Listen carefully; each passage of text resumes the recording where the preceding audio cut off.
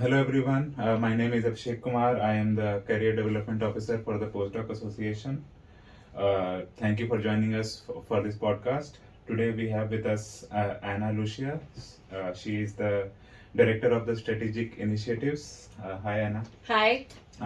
Would you like to give us a brief about your academic journey? Sure. So as you mentioned, I'm currently the director of the Strategic Initiatives team at the Office of Research. I actually got my PhD at UC Davis. I graduated from the Agricultural and Environmental Chemistry graduate group back in 2005.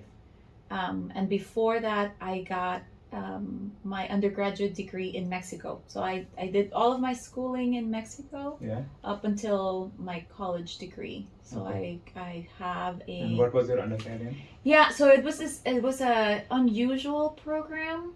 So it's a kind of like a chemistry biology program. Okay. So you have like 4 years of just all the basic chemistry and biology, and then you pick a concentration topic, and I picked food science and technology.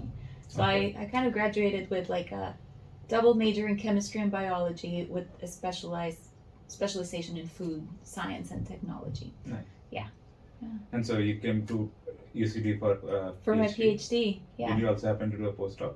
I did. So I did a postdoc. I stayed for a short postdoc at the lab where I did my PhD. Oh. So I came into ag and environmental chemistry, and I joined an environmental chemistry lab at civil and environmental engineering. And then that professor took a job somewhere else a year into my PhD. So I didn't want to move with her lab, so I stayed and I switched to a lab that does soil microbiology. And I finished my PhD there, and then I stayed with that lab for an extra year or so. And then I took a job at a startup in Davis. It's a startup originally was called Marone Bioinnovations. And it was a startup that was using soil microbiology to kind of find natural products that could be used to develop pest control products. Yeah. So that was it was really fun because I joined when the lab was probably a room like this with like some desks there and like a fume hood like next door. So we got to see the whole thing. How do you put together a business plan and how do you operationalize it? It was very challenging, but it allowed me to learn a lot. And then I stayed in that company for 7 years, I think. So I kind of got promoted out of the lab. Like a lot of my work, the first maybe 5 years there was in the lab. So I got to build my team and kind of contribute to the company's strategic plan and goals. And then I got promoted to director of research, which was mostly overseeing the discovery platform. So how we found these new active ingredients for biopesticides. And it helped me kind of learn more about IP and how research partnerships are done with other companies and with universities. So I was doing zero lab work and a lot more just paperwork and thinking and strategizing. And then I took about a year off from that company. They decided they had a pretty good pipeline. They didn't want to do any more discovery. So I took a year off. I had a small child at that time. I had a 5-year-old. Oh. So I took a break. I took a break to like get her through the first year of elementary school, which was great. It was stressful not being fully employed, but it was nice to like take the break and think about what I wanted to do next. And during that time, I would occasionally consult with other companies who are in the same space. And eventually I landed back at UC Davis. And at that point, the Associate Vice Chancellor for Research had come up with this idea to have a strategic initiatives function. Yeah. So I came to fill that job as the strategic initiatives manager. And it was a function that didn't exist before I took the job. So again, challenging, but also very interesting. Great opportunity to kind of build that function for the Office of Research. So I've been in that position since, and was promoted to director and had the opportunity to grow my team over the last 9 years. Oh, that sounds amazing. So that sounds like a very interesting job hunt, like where Yeah. you, at any point of time, did you feel a panic or a stress, like, oh, I'm not working, or like, how do I switch to a different kind of career? Like, Yes, I'm assuming so because it's always stressful when you find yourself unemployed, right? So I had I remember when I finished my PhD, then thinking, oh my gosh, what am I gonna do next? I'm not sure that I want to go into academia. Like I wasn't convinced that that's what I wanted to do. Um, but also, you're so focused on your research that I really didn't have a strong network of people outside of academia. So it was stressful. And I have to say, my career path was like a lot of serendipity and having good luck, of having like kind of met the correct person, yeah. but also being like flexible about where I was going, right? Yeah. I didn't I know there's some people who kind of like build a path of what they want to do and they just stick on it. And for me, it was more, oh, that looks interesting. Oh, that looks interesting. So it was, it's also stressful when you take a job where you're like, oh, I'm not sure that I can do this. Like I kind of understand the theory of it, but I don't necessarily right now have all the skills necessary to do 100% of this job. But you kind of just take a leap of faith and you're like, what's the worst thing that could happen? I need to look for another job in a year or something. So, yeah, I mean, it was stressful on occasion, I'm sure, but you will find stressful situations if you're employed or unemployed equally. So, yeah. So your background in research, and then you transition to somehow helping research. Right. Was that like a strategic move, or was that just serendipity, as you said? I think it was serendipity. So what I do is called research development, and it's kind of like a relatively new type of job, and in most universities there is now a research development group, and they might call it different things. They might call it strategic initiatives or proposal development. So it's kind of all this staff that supports the ideation of your proposal, and in some places they'll help you write it, kind of align it with the sponsor, help you with information that might make your proposal more competitive. So when I got promoted out of my lab job, when I was in industry, my job turned into kind of this strategic planning around partnerships. And so the job was more being well informed about what our research was and where were our strengths and our weaknesses, and then how to leverage that to partner with another company or university so we could both win. So I think at that point I was developing those skills, but it was not a conscious decision to move into that job. And then when I took the job here at the university, my main thought process was, wow, this is really interesting. It really appeals to my wanting to learn a lot of different things, and I really thrive in an environment where I can engage with people rather than being in the lab on my own. So I kind of more thought about it as, am I going to enjoy this job? Do I have the minimum skills to like get started? And it was yes. And so I kind of took it and figured out I would just figure it out on the way. So, and it's been great. It's been fabulous. I'm sure. So does your scientific background help in this regard? Absolutely, yes.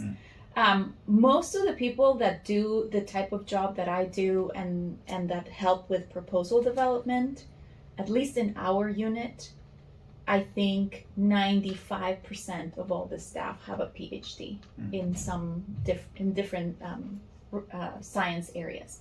And it's very helpful to have gone through that process of engaging in research and experiencing firsthand the challenges of the hands-on work, but also the writing and the trying to fund your work, because you're able to empathize and understand what researchers are coming to you with.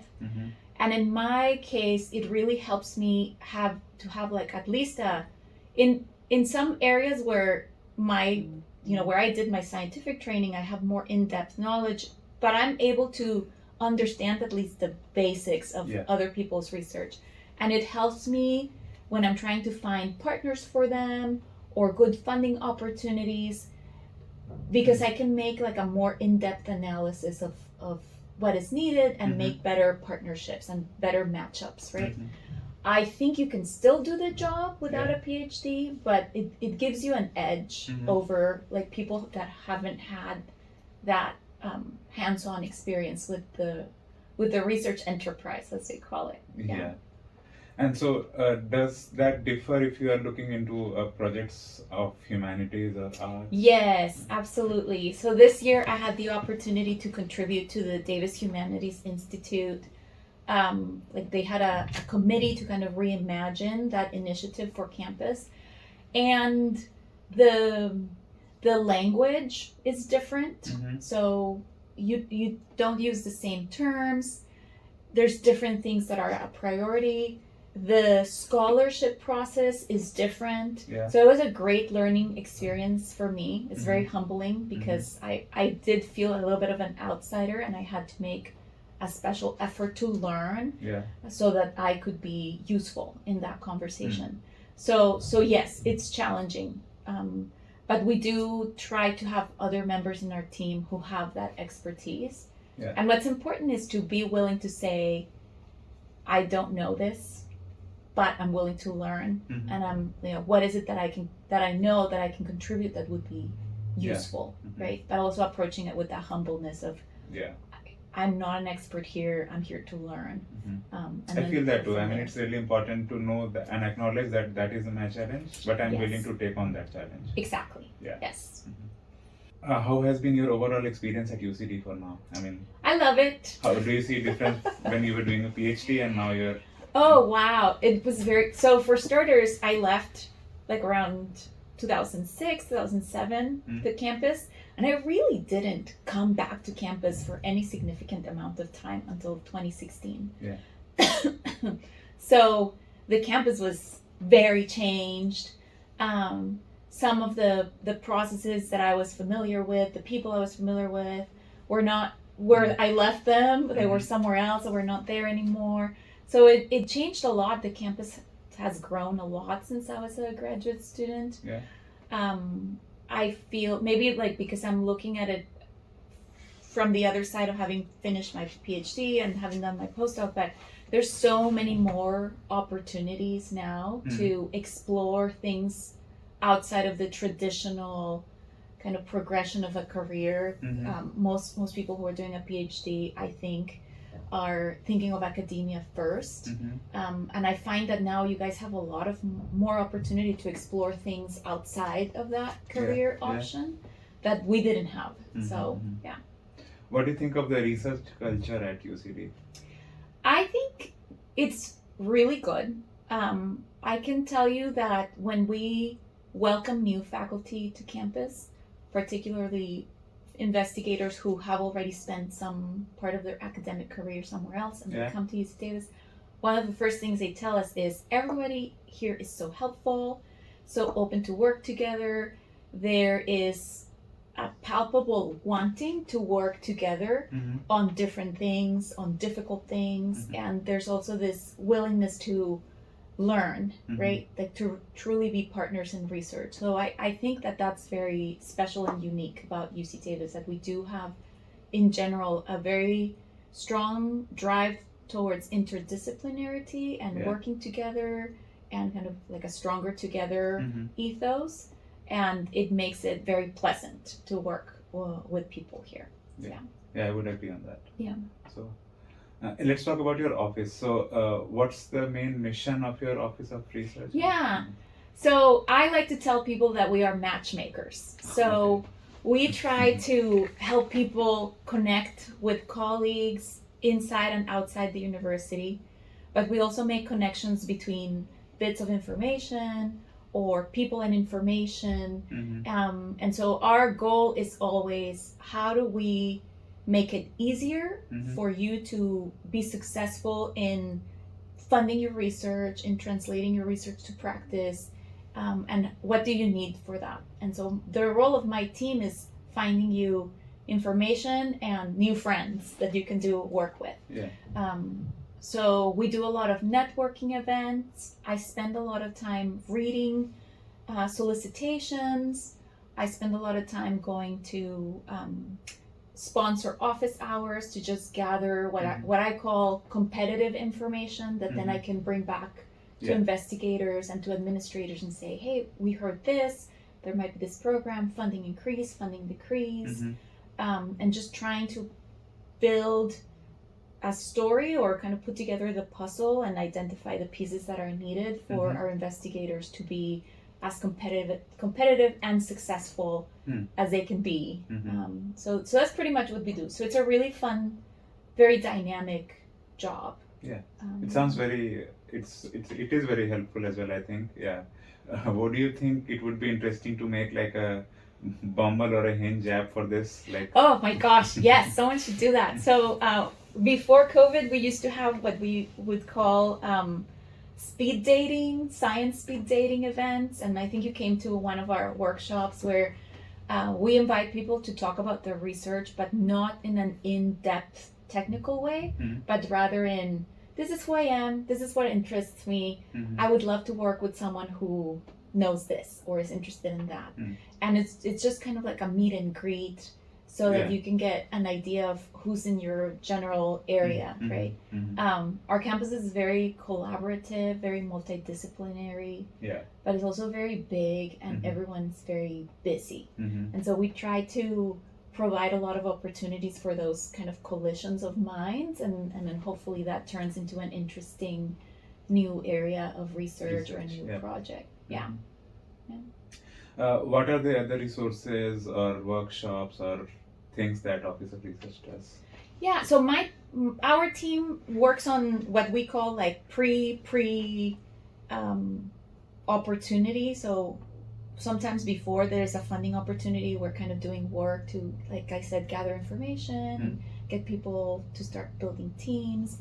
But then after my team, like if we worked with you and we said, hey Abhishek, here's like an opportunity and you should talk to Jane over here, and you guys decide, okay, yes, we're going to work on that. We kind of got you a good team and resources. There's another team in our office that helps with proposal development. So they might help you kind of fine tune your idea, help you with copy editing, making sure. What they do is kind of deal with a lot of the administrative burden of putting together a complex proposal or simpler proposals so that you can focus on the science. And so we like to tell people, we want you to focus on the things that only you can do, and then we try to remove all the other things so you don't have to worry about them. So there's a lot of that. Our team also, my team specifically, also does a lot of research funding prospecting for people. So we'll meet with them and they'll tell us about what they want to work on and maybe what challenges they're having for funding their idea. Maybe they've applied at a bunch of places and not gotten funding, or they don't know where to apply, and so we kind of help them build a strategy of like where to look for funding and how to present their research idea so it's more competitive. So we do all kind of, like I said, like matchmaking, like connecting ideas, people, information. And then there's a whole bunch of other groups within Office of Research that deal a lot more with compliance, like animals and human subjects, and making sure that you're kind of like following all the rules and regulations and that you won't get in trouble for that. So, it might be a question that you might not answer. Do you think like you might have helped a lot of people? Is there a number that you can give roughly, like how many you had which were successful and maybe some of them failed? Like, is there a ratio? Not really. I think that's more something you would look on the sponsor side to see what's the percentage of the funding percentage ratios, like how many proposals they get, how many do they usually fund. And so that's one thing that we look at when we're advising faculty. They might say, oh, I want to apply for this opportunity. And we might say, it's a really good fit, but that program has this much money and they receive this many proposals, right? So your chances of getting funded are very Comes down. small, Yeah. right? Mhm. But here's another program that maybe the budget is a little bit smaller, Mhm. but they get fewer proposals, so your chances of getting funded are a little bit better. Right. So there's that strategizing Mhm. that happens, Mhm. and so that's the kind of help. Mhm. I couldn't tell you, oh, people who work with us get funded more, get funded less, Yeah. because there's a lot of other factors that are folded into that outcome. Mhm. Yeah. And talking about the different workshops, I think I went to the Research Expo last year. Yeah. And this year we met at the symposium, the Yeah. UCD Sandia. Are there more upcoming this year? Yes. So this year we're going to have the OR Expo on April 29th. Okay. And it's always a great, it's a free event. Mm. So if Yeah. postdocs are always welcome and Yeah. graduate students are always welcome. It's a great way to network, Mm. to learn maybe about other like useful resources Mhm. that you could make use of. So that's on the 29th. And Mhm. then my team usually plans like smaller, more narrow scope events. So you came to one of our national lab workshops. So we have national lab workshops throughout the year. Mhm. Sometimes they're general to just give people an introduction, and Yeah. sometimes we kind of focus on more specific topics. Yeah. And then we do a lot of virtual, like 1 hour short events. Like last couple of weeks, we had 2 virtual events focused on the CDMRP program. Okay. We did one session on cancer programs, and then we did another session on neurological diseases programs. And again, those are kind of kickoffs. You can think about like a 101 seminar on a particular funding opportunity. So if you want to learn about all of those, you can go to the Office of Research webpage. There's like an events side menu, and you can take a look at what's coming up.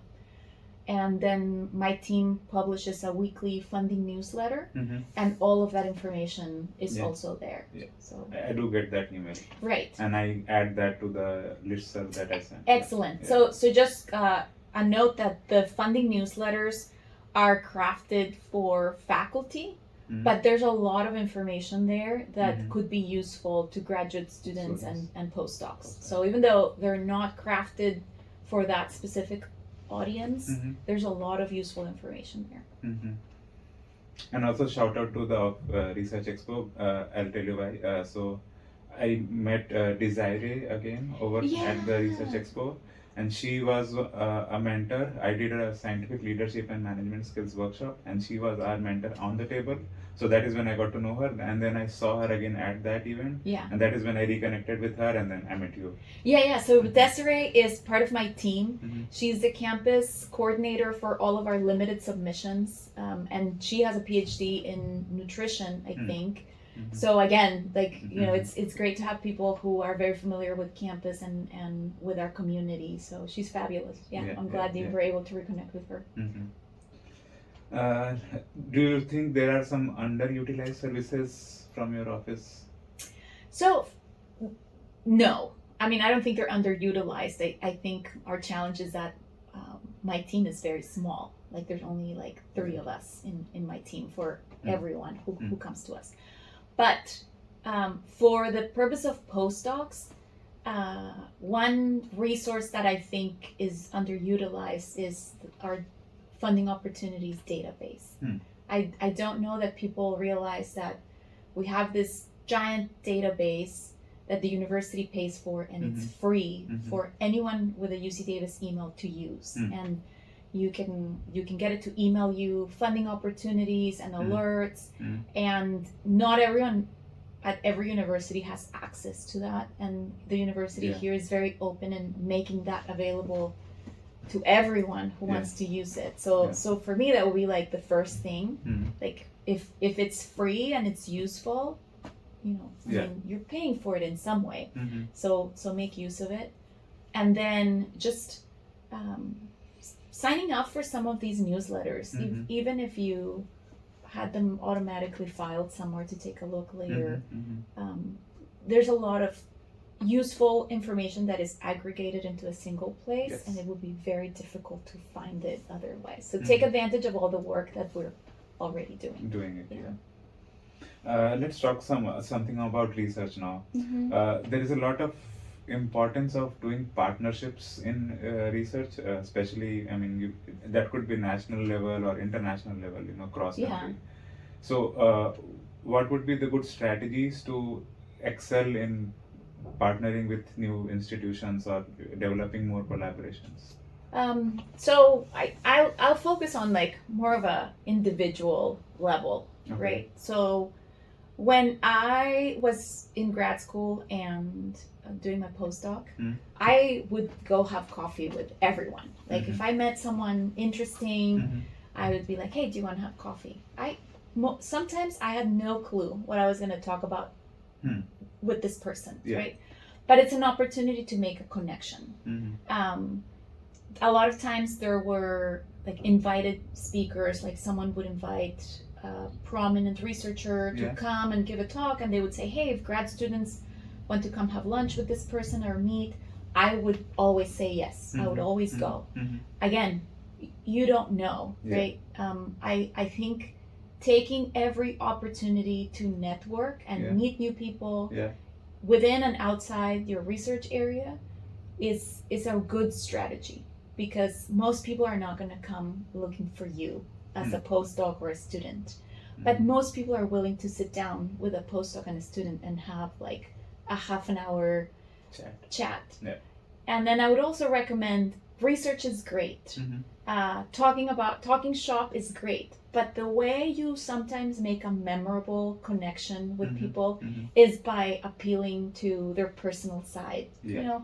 Where are you from? How did you get here? What do we have in common besides science, right? Yeah. Because a lot of people meet with a lot of people for work, Yeah. and so sometimes the personal connection is what really becomes memorable. So I always tell people, go have the coffee. That's how I got my first job. Really, my first job was I went to have coffee with someone who was in our lab running a gel, because she didn't have facilities to run the gel in her lab. I went to have coffee with her. She told me about this new company, and I was like, "Oh, that's really great. Sounds super interesting." Never heard from her, and then 6 months later, she reached out and she's like, "Hey, we have a job. Do you want to apply for it?" So you never know. Yeah. And so it's sometimes we really emphasize the kind of hunkering down and just working, but sometimes that 20-minute coffee makes a huge difference. Yeah. Go to the networking. You came to the Sandia workshop.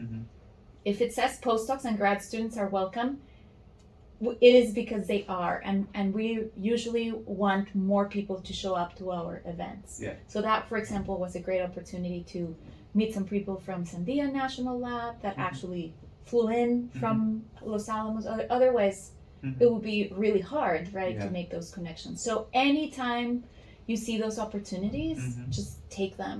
And keep in mind that those types of the network and the partnerships sometimes take a long time to mature. Yeah. Like you might say, I want to work with this person, and you maintain that conversation or that connection for years sometimes until something comes up that is a good fit. So yeah, it's a seed. Yeah, I'll share some of my experience with networking. So I've been to lots of conferences, and there have been some collaborations which have really yielded well. Like I still am publishing with them. Yeah. But then a lot of times it's a bit disappointing, because when you meet at the conferences, you would be feeling that it's going to be a very big collaboration, and you talk a lot and you discuss a lot. After maybe once or twice reconnecting, the relationship somehow dies down. So I don't know if you have any inputs on that. Yeah. Well, not every connection is going to be a great connection. Yeah. But I think and also you don't necessarily, in some cases, you don't need to maintain this like super high energy interaction all the time. Sometimes it's as simple as dropping a line and saying, "Oh, I read your paper that you published," or I saw this or I saw that. Just kind of like keeping your name in their radar, right? And then sometimes some connections are not meant to be, and they're gonna die off, right? I think you just need to be strategic about where you invest your energy. And if you're not seeing reciprocity, if the person is sending you signals that they're not interested, Yeah. perhaps, looking at something else. Sometimes there's also like key connections you make where you might not work with them, Mm-hmm. but they might be a good mentor. They might be a Mm-hmm. good person to reach out to when you Yeah. have a question or you don't know. And I have a couple of those. Yeah.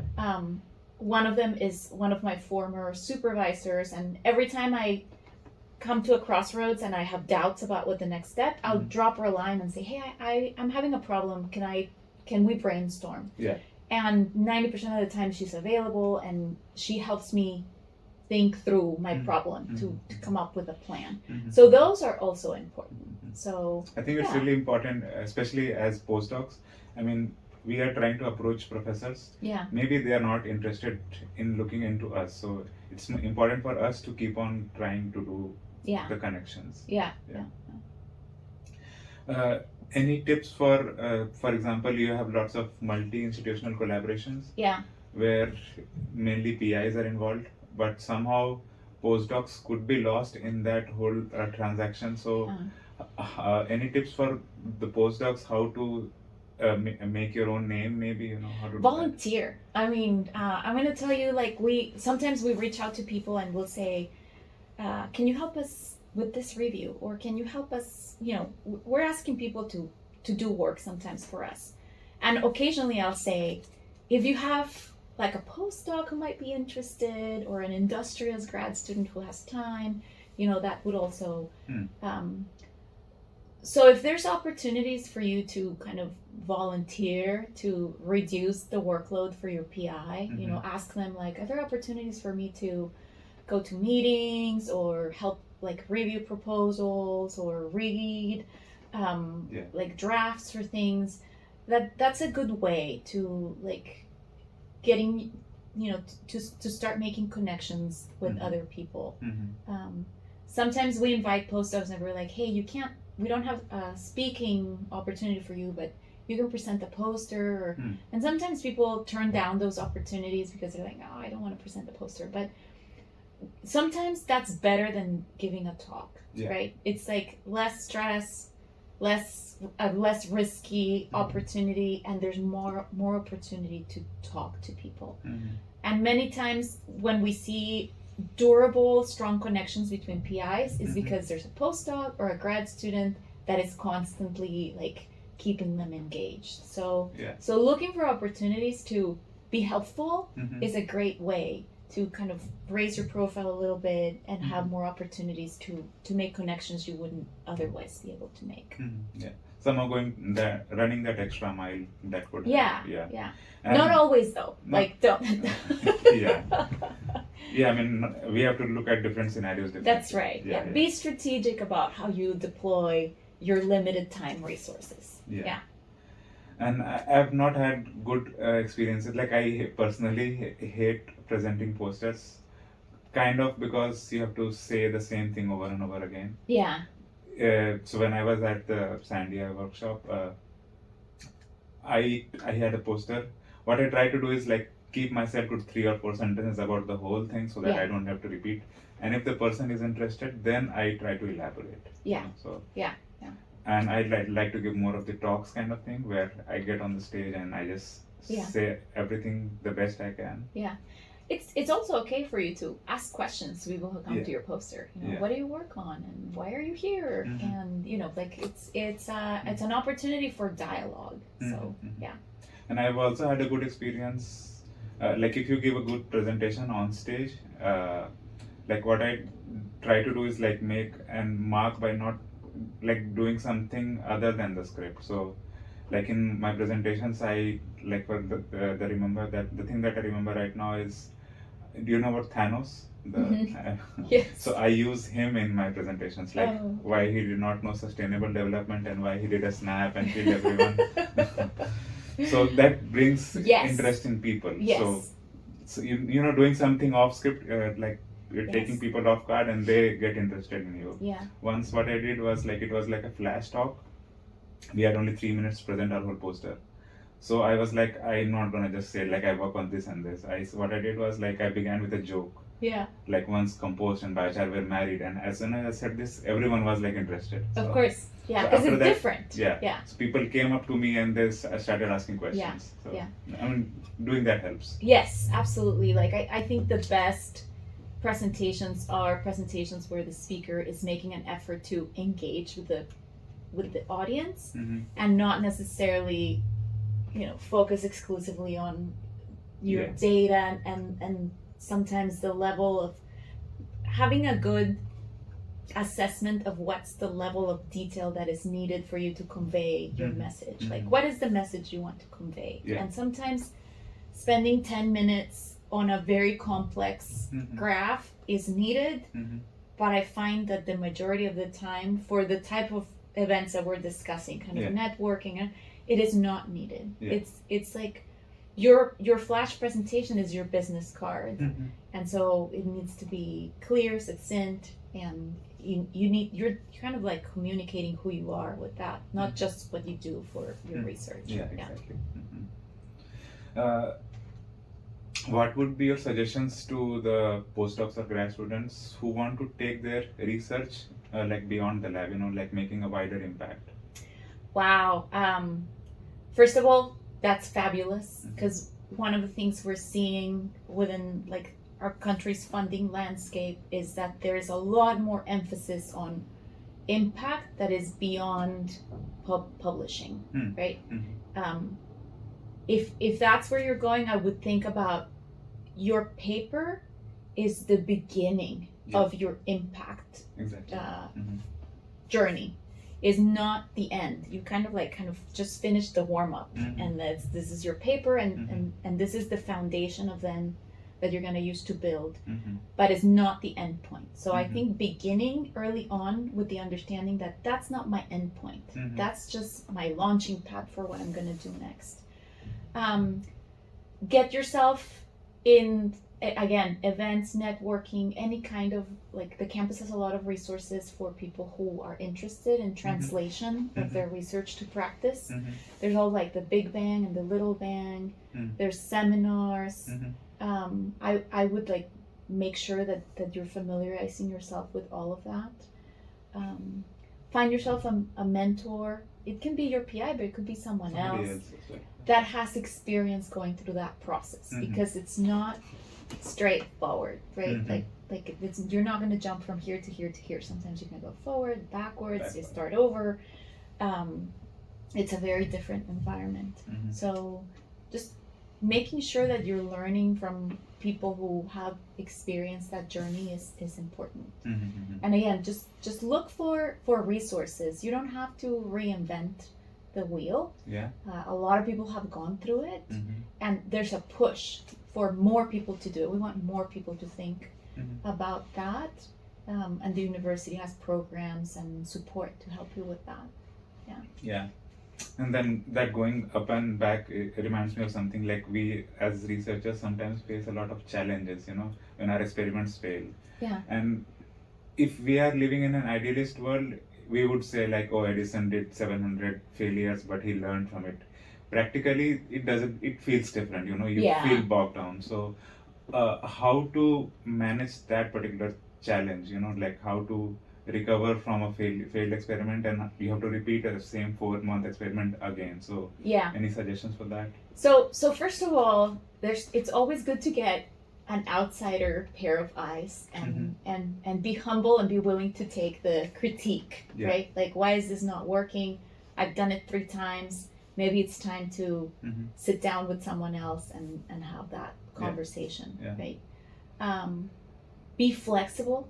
Sometimes we love our idea and we're like, it's gonna work, and at some time, like, there's perseverance, and then there's stubbornness, right? So, And so yeah. being able to say when it's time, Mhm. right?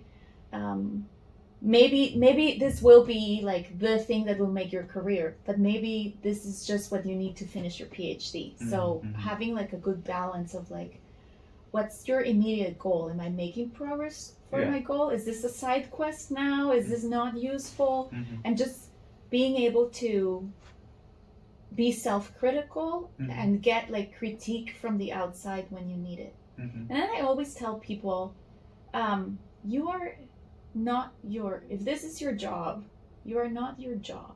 There's other things you need to be cultivating in your life, right, to help you with that. Yeah. People, family, friends, hobbies. Sometimes you need a break. Sometimes your brain needs to say, I'm not going to work this weekend. I'm going to clock out on Friday, take a real break, let my brain think of some other things and come back refreshed on Monday. And sometimes that's all you need. Yeah. So I think like as best as you can, because I remember grad school is like a very all-consuming, and your postdoc is like a very all-consuming endeavor, but as best as possible, maintaining some balance, some sprinkling of other things to occupy your brain, because sometimes solutions and creative ideas come when your brain is doing something else. So give your brain an opportunity to do something else. But for me, the first thing is, if I'm doing this over and over and it's not working, there's something I am not seeing, and perhaps someone else will see it. And just being able to, it's very hard having those conversations and asking people, tell me what's wrong, because not everyone's tactful about, but you need to be willing to go through that process and listen without taking it personally, right? You're trying to get out of a problem. Let's figure out how to get out of that problem. Since we are talking about moving on, so it's that postdocs who could be unwilling to get out of the bubble, and they keep on doing the postdoc. I've heard of people doing for 13 years, which is exceptional, obviously. So when is the right time to take that leap from a postdoc to whatever you want to do? Oh, I feel like that's a very personal, like it depends on your career goals. And like for me, I wrote several grant applications, proposals, right? And they came back with really good review scores, but kind of like a sorry, we don't have money. And I went through that process maybe 3 times, and at the end of the 3rd time I was like, yeah, I don't want to do this. Like, I'm going to look for something else. And so I started, and then I had the opportunity to switch to a startup. I really liked the dynamic environment there. So it's a very personal decision, right? Like, if you're set on academia and you have a plan and you have good mentors, then by all means. Some people enjoy the kind of like postdoc style lifestyle where you can focus on the science, you're not bogged down with the administrative, and you're not a student anymore, but it can be challenging. So I think it's a personal choice. But I would say, even if you think you're kind of dead set, like, give like a chance to other things, maybe like go visit like a lab in like a industry type setting. Maybe there's research institutes where there's not the traditional academic pathway. I have a couple of colleagues who finished their PhD and they were like, I want to do research development. I really enjoy writing grants. I really enjoy this process. That's what I want to do. And they jumped into that career. I have colleagues whose goal is, well, I want to be a program manager or a director at a funding agency. And so they are, trying to build up a career that gets them to that point. So I just say, like, it's a personal decision, but keep your options open. If you have an opportunity to experience kind of like a different research environment, go for it, because you don't know if you might like it. You mentioned about grant writing. So let's talk about grant writing. What would be your strategies to pitch like a clear cut project? Oh, there's so many, but we usually tell people, write a one-pager, right? Don't write it for anyone in particular. Just write your idea down.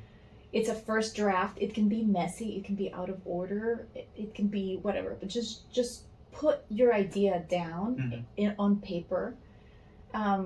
so that you have something to start with, because the hardest thing is to start from like a blank piece of paper. That's helpful because when people come talk to us or to a program manager or whatever, it's easier if you have something already written down to kind of get an idea. Write something that is not for you. Write something that is for your colleague who works in another discipline, right? You want it to be specific and you want it to be rich and clear, but you also don't want it to be so technical and jargony that, like, if you wrote something and I read it, I couldn't understand it. There's no point. Right? So we usually tell people, write something that you would give to a colleague. Like, are you in molecular biology? Write something that you feel comfortable giving to your colleague in, like, chemistry or something, and they would still be able to get an idea of what you're working on. So any time you spend writing down your ideas is not wasted time. So that's one option. And so if you can build a portfolio of one-pagers for your different research projects, then it's easy to share those with people. Some agencies like the kind of like PowerPoint presentation with the quad charts where you kind of look at strengths and weaknesses and your strategy. That's another way to like visualize your work. But definitely getting it out of your head and putting it in some kind of writing, it's a great first step. So the strategy there is, I can now easily share this with someone. I can be more efficient, get more information quicker. And like I said, you're not starting from a blank page. So that for me is the first thing. And so if you've never written a one pager, a lot of agencies have like templates or guidelines. We have a bunch of different one pager templates depending on the type of research that you're writing about, and that's accessible to all postdocs too. And then there's the Hallmeyer Catechism, which we also recommend people read about, which is like a way to concisely discuss your idea, right? Without getting too technical. It's kind of more about the big picture, like, how are people doing this? Why doesn't it work? Why is your idea better? How is it going to improve the field? You know, and kind of thinking about it in that way. That speaks very clearly to a program officer or to someone who's like helping you write a proposal to get your ideas kind of flushed out and developed.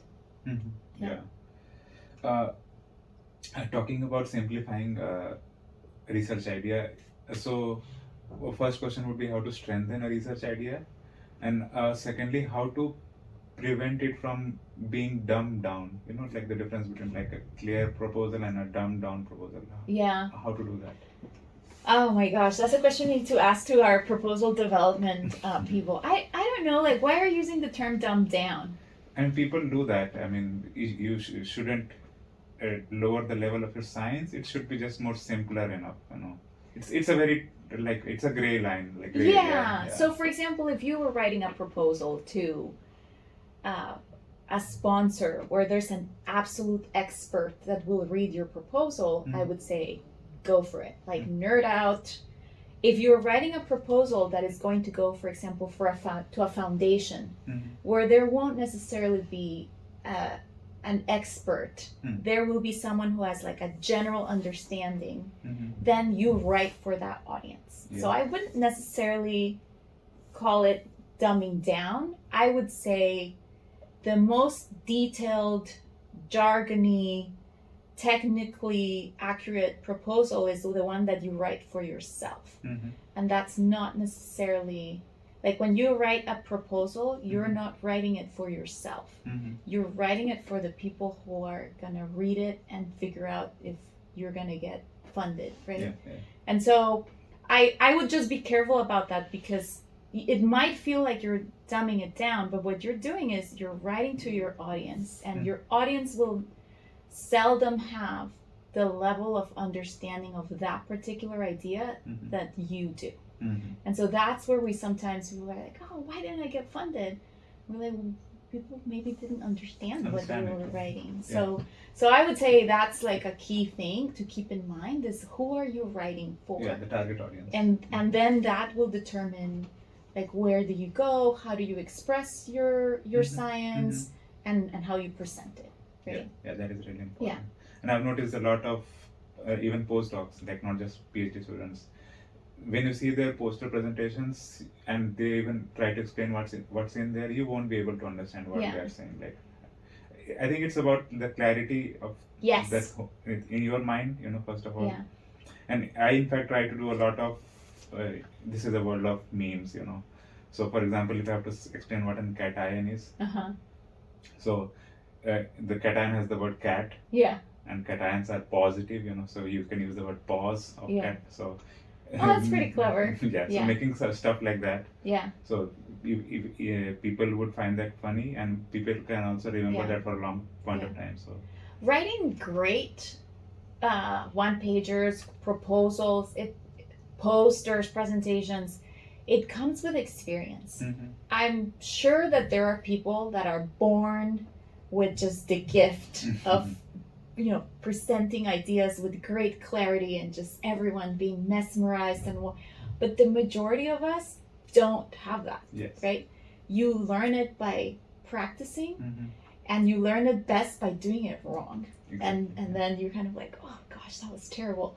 And so it forces you to think about it. So all of these things that's why I say, like, anytime you spend writing is not time wasted, even if you don't get funded or you don't get the presentation, because it's time that you're spending fine-tuning your thoughts and your ideas and figuring out the best way to deliver them. So it's all with practice, honestly. Practice, yeah.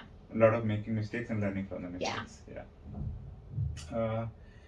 Any tips that you would like to give on how to attract grants, like be it institutional or be it like federal?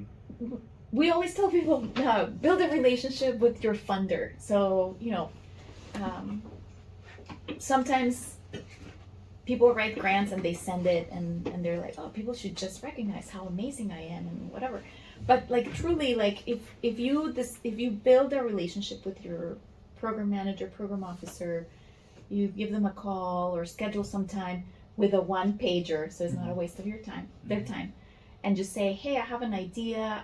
I would like to see if it's a good fit for the program that you manage. Can we schedule like a 20-minute meeting? Again, making it very easy for them, and just becoming a known entity. Yeah. Sometimes helps a lot, right? Particularly in programs like that are not traditionally managed, like the Department of Defense, Department of Energy. Sometimes program managers receive ideas and they're like, this is a great idea, but I don't have money. But they might have money next year. And if they know about you, they've talked to you, they might say, well, hey, I have money. Can you send me a full proposal now? Like we talked. So building that relationship, even if you got funded already, just having like, again, a 20-minute call. Not all meetings need to be a 1-hour meeting, right? Having a short call and just saying, hey, I want to update you on some of the things that I'm working on. Is there supplemental funding? I would like to send one of my students to Europe, or I would like to, pay for some additional analytical services for this thing that I don't have. So building that relationship, right? That's one. Be a reviewer. Volunteer to review so that you can see what good, successful proposals look like. You can see how reviewers look at proposals. You can be like, oh, okay, I shouldn't present it this way or I should present it that way. So again, practice and experience. It's hard to understand a process that you haven't been part of. So that's another really important one. If you have the opportunity to participate in review panels, jump at that. And then practice, just, like writing. We offer writing what we call Power Hour. Yeah. So it's a Zoom call and you sign up for it and everyone's on Zoom and everybody's at their own desk writing, like a whole hour of protected time for writing. And sometimes there's staff there if you have specific questions, but just having protected time for writing, so you're not writing in a hurry, under stress, you have time for multiple drafts. That's also a good. And then if you if you plan appropriately and you build enough time, perhaps having someone else read your proposal before you send it, like a trusted colleague who. So here's the kicker: a trusted colleague that you know will have absolutely no problem telling you, this over here is not good, right? Like sometimes we give things to read to people that we consider safe and that they're not gonna feel comfortable telling us if they see something wrong. So those are the main things that I would, get to know your program officer and the program you're applying to, practice writing, be a reviewer, and then build like a little group of peers and that you're willing to trade your writing and give each other honest critique of your writing. You already mentioned a lot of mistakes that people do. Any other mistake that you think people do and that should be avoided? I don't know what to tell. I think like one of the things that I tell people is assume something will go wrong. Don't leave things for the last minute. And anything you do at the last minute, you will probably do well. But if you give yourself enough time and planning, you will do an amazing job. And so sometimes it comes down to like doing your best job under pressure or allowing that time, right? And I thrive under pressure. Like if you push your brain will deliver, but will it deliver the best, right? So that's why like building up these routines where you write every day, you anticipate like, hey, this call for proposal will come out next year. It comes out every year in February. I will start planning now so that I have a really strong proposal to submit in February next year. So that kind of thing where you anticipate things, you plan, you strategically build like your network and your support that you're going to need so that you're not struggling at the last moment. And then there's like, that's what you can control. And there's a lot of things on the other side that you cannot control. And so just, again, being strategic, keep at it or not keep at it. Like, have you applied to the same thing 4 times and not gotten a positive response? Maybe it's time to reconsider, talk to someone like my team to get some advice. So that's also something to keep in mind. Yeah, and I would agree. Time is the biggest resource that we have, and you cannot control it. Talking about being a reviewer, so if I'm reviewing something, what would be your tips or suggestions for like how to look for the innovation in that particular project and how to determine if that would have an impact, like in terms of like a wide impact? So, it depends on what you're reviewing, and I'm hoping that if you're reviewing for an established program, they have given you specific guidelines about what the program wants, right? So keeping that in mind, like what is the goal of this program? Have they given me a rubric? Am I doing my best to faithfully evaluate what I'm seeing based on what the program wants? So different programs will define innovation and impact in different ways. One of the things we recommend to our reviewers, for example, is don't like, some programs will ask you this, but we tell people evaluate each proposal on the merit of that proposal against the metrics, right? Not necessarily. Sometimes you're looking at very different things. Sometimes we get commentary on very technical, minute things that could be adjusted, but I think the importance is this feasible? Is the like broader idea, is it a good idea? Is it feasible? Is it realistic? Or is it, he's never going to be able to do this with this method they're applying, or they're never going to be able to accomplish this with this budget. So like sometimes the technical nitty gritty is up for discussion, sometimes not. But in general, I tend to look in reviewers for an assessment of, is this generally moving things forward? Is it feasible?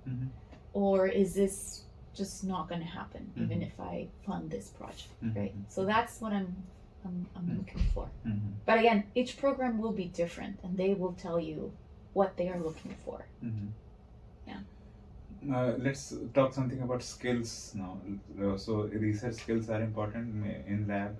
I mean, there are skills which are also important other than like outside the lab. For example, teaching or in academia you have to do a lot of other stuff in administrative responsibility service. So what would be your suggestions to take up those kinds of like developing those kinds of skills and then how to balance that with what you're doing like academia and research? Yeah. I mean, if you're going into academia, you can't get around teaching and service. So hopefully you're teaching something you like. Again, there's lots of resources on campus to help you with that. Volunteer. If your professor is lecturing, is there an opportunity for you to kind of do if you've never been in a situation to teach to a large class, is there an opportunity for you to guest lecture one day so that you know what it feels like? If you're going to be nervous, if you're going to have a hard time, can you still think clearly under that, like many people staring at you? So that, like, having some kind of personal experience with that process would be helpful if you're able to do it. And then if you have the opportunity to choose what fits better with your interests. We, for example, recruit reviewers for the limited submissions program. We provide a service letter, so it's an easy way for people to comply with their service requirements and also perhaps learn about what other people are doing for their work, practice reading some proposals, and so on. But, okay.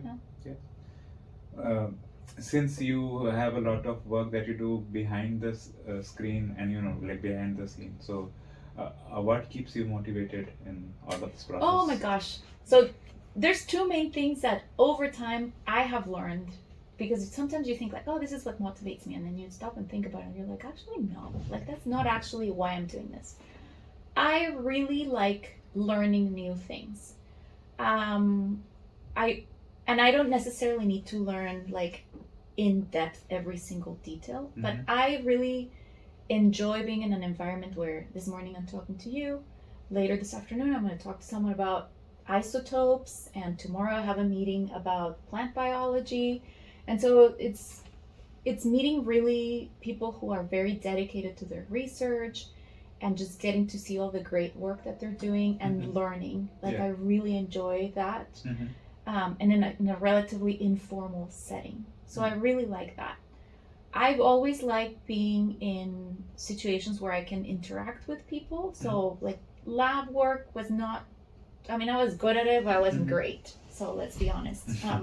But I really enjoy the opportunity to interact with people and getting to know them and see their journey, like where they start, and then as they be there to celebrate successes with them, and perhaps be there to like help them navigate through when things don't work well. So that's a second thing that I really enjoy about my job.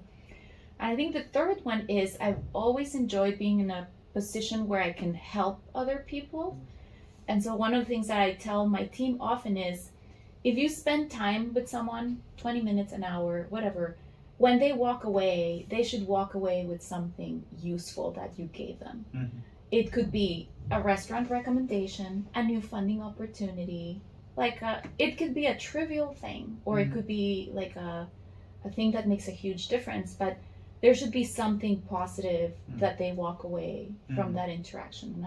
And so that's kind of like a way of being of service to that person. And so that I really enjoy having a job where I have an opportunity to do that for people. And in this case, in a setting that is science and scholarship, which also appeals to my background. Yeah. That is great. Yeah.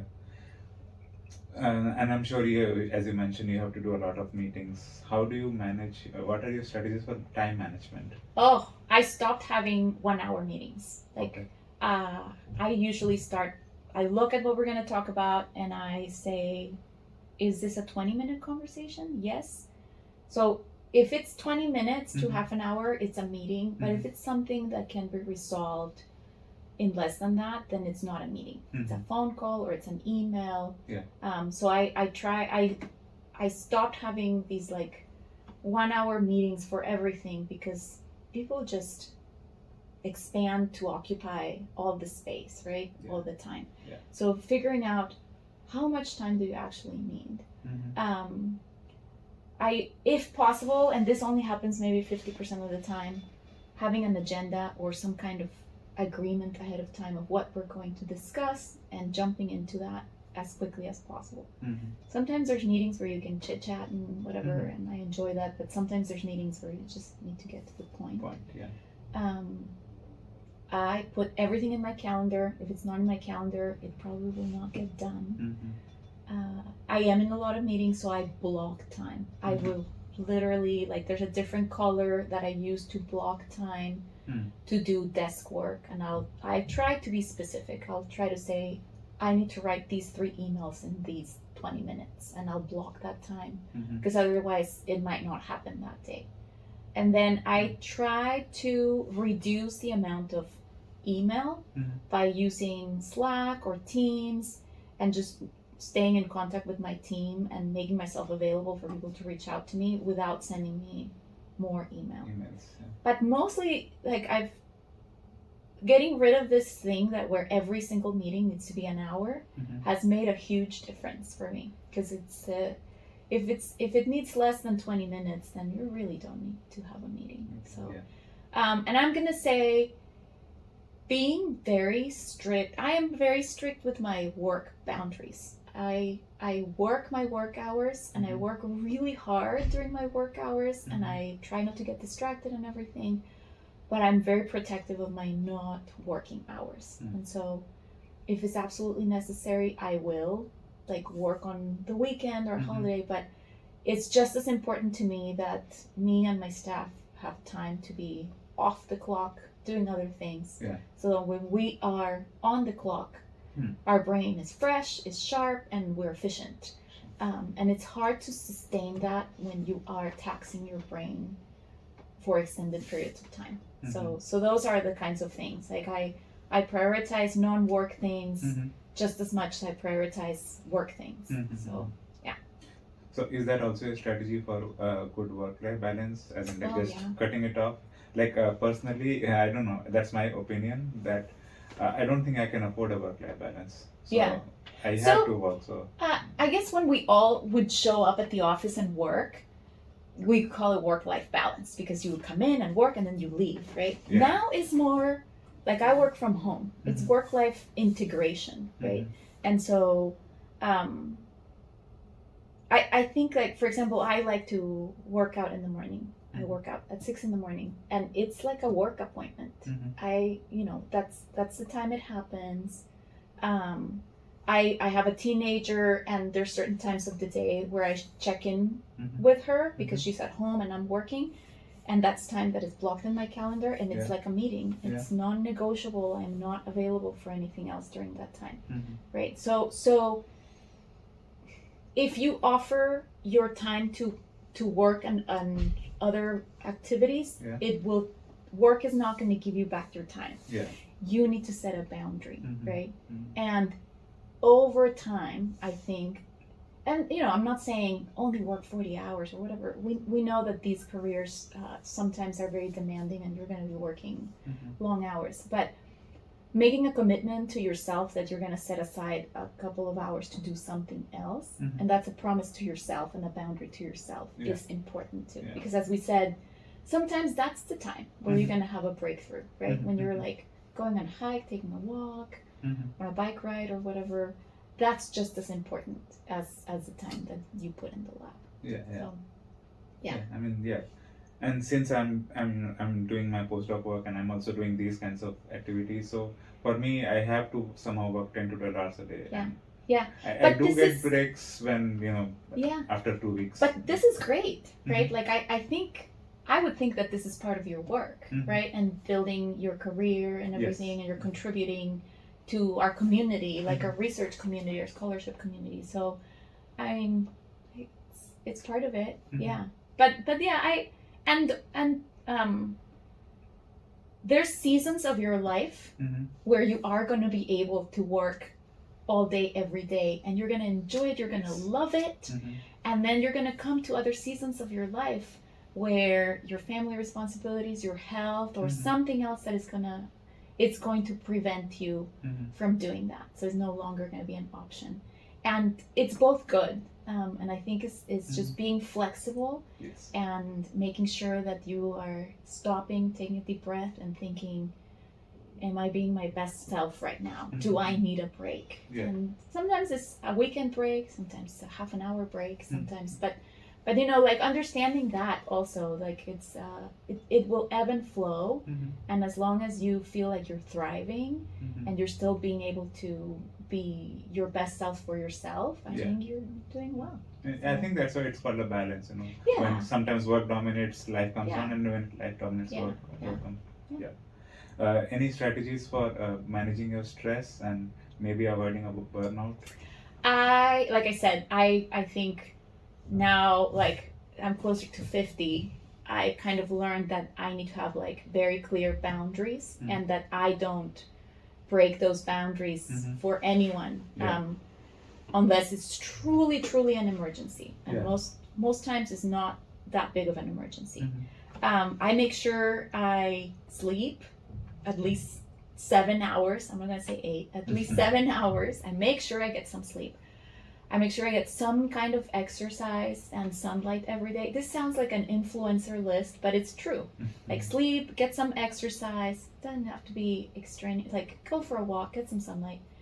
Try to eat okay, like most days. Yeah. I think, and then just being able to check in and say, am I okay? Am I feeling stressed? Am I feeling tense? This is a sign my body's giving me that I need a little break, right? And so that's that. You have to take care of your body and your brain so that it functions as you want it to function for a very long time, so that you can keep doing what you like doing. And so that's not something you can leave for later. Like if you don't do it now, you're gonna have to do it later, and it's gonna be more difficult later. So building those habits in that are not laziness or distraction or anything, but it's gonna help you maintain your creativity, your energy, your good health, and that is gonna allow you to continue doing what you love doing for a very long time. I would say is not wasted time. Do you have a definition of success? I think if I go home on Friday and I feel happy about what I accomplished, and I have time to spend with my family and friends, and I come back on Monday looking forward to doing my job, it's a very successful career. I would agree on that. Yeah. And I kind of do it almost not daily, but at least alternate days. Yeah. Like if I am feeling down, I'm sure my days haven't been productive. Yeah. I mean, that is what I feel. So. Yeah. If you had to go back in time and suggest your own like PhD when you're doing, what would you suggest? I think I would have spent more time exploring options. So my dad's a chemist, and I studied chemistry because I grew up in an environment where there were a lot of people doing chemistry and engineering. But I think I would have really enjoyed like geology, for example, or some other field that would have given me more opportunity to be outside. So I think what I tell younger people is, because I talk to a lot of late teens who are trying to decide what they're going to do, and there's this pressure to decide that they're going to be a lawyer or a doctor, an engineer when they're like 13 or 14. I always tell them there's so many things, and you should try to explore as much as possible before you make a decision. But also, it's never too late to explore. If you're feeling that you're stuck and you're not where you need to be, check out what's out there, right? People change careers in their 30s or 40s or 50s, and they still build very successful careers. So it's never too late to kind of see what else is there to do. If that's what yourself is telling you. So never stop exploring, because you might find something you like. Yes, that is really important. Yeah. And also probably be aware of why you're exploring that. Exactly. Yeah. This has been a wonderful conversation. I mean, Yeah. I think research is one of the most important part of the postdoc life, and I really would like to thank you for the information that you've given, for the time that you've taken out from your schedule. Thank you once again. Absolutely. Nice to join you, and I hope I said something useful to someone. That is for sure. And thank you everyone for joining with us. We'll see you in another episode.